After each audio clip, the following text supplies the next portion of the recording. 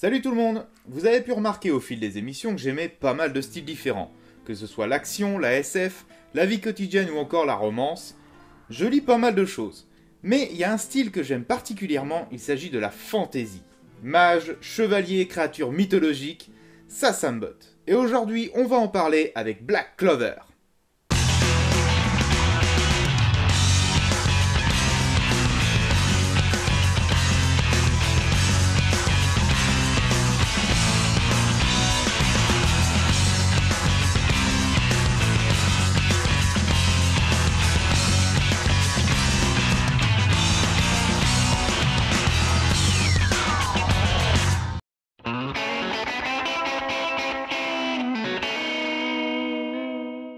Black Clover, il s'agit d'un shonen écrit et dessiné par Yuki Tabata, publié depuis février 2015 au Japon, il est arrivé récemment en France en septembre 2016.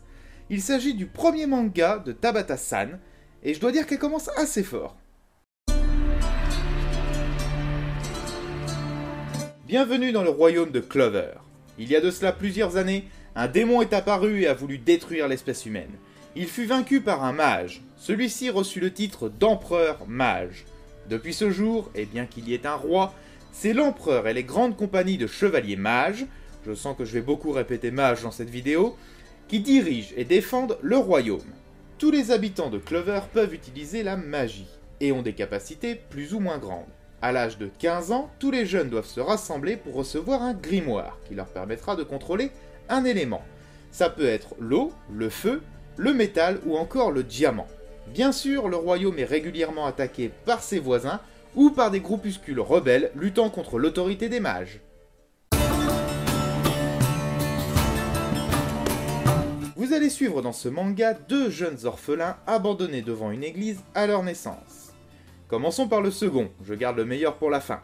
Il se nomme Juno. Ce jeune garçon calme et séduisant a de très grandes capacités magiques. Lors de la remise des grimoires, que j'ai mentionné un petit peu plus tôt, il en recevra un comportant sur sa couverture un trèfle à 4 feuilles. Très rare. Les possesseurs d'un tel grimoire sont souvent destinés à de grandes choses. Le premier empereur mage en possédait d'ailleurs un. Passons à notre personnage principal. Frère et rival du premier dans la course pour devenir empereur mage, je vous présente Asta. Je vous disais un petit peu plus tôt que tous les habitants de Clover pouvaient utiliser la magie. Eh bien, il y a des exceptions. Et Asta en est une. Il ne possède aucun pouvoir magique.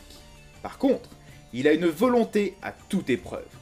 Lors de la remise des grimoires accompagné de Juno, il sera le seul parmi tous les jeunes présents à ne pas en recevoir. Ce qui sera une très grande déception pour lui.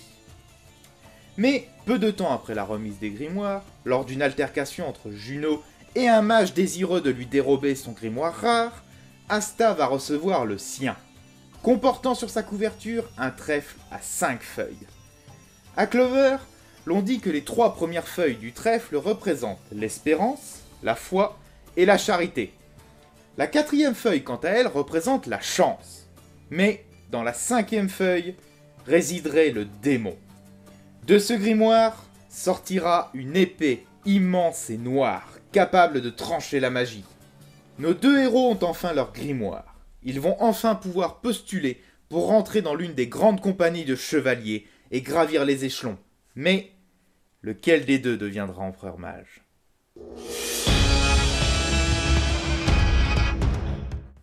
Pour ce qui est de Tabata-san, étant donné qu'il s'agit de son premier manga, je n'ai pas d'autres œuvres à vous présenter dans les infos. Par contre, si vous aimez la fantasy, et plus précisément la dark fantasy, j'ai 2 œuvres pour vous. La première est Tubel Blatt, un manga qui n'est pas si connu que ça, mais qui est excellent. Et le second, que je dirais être la référence de la dark fantasy, Berserk. J'essaierai de vous les présenter un de ces 4.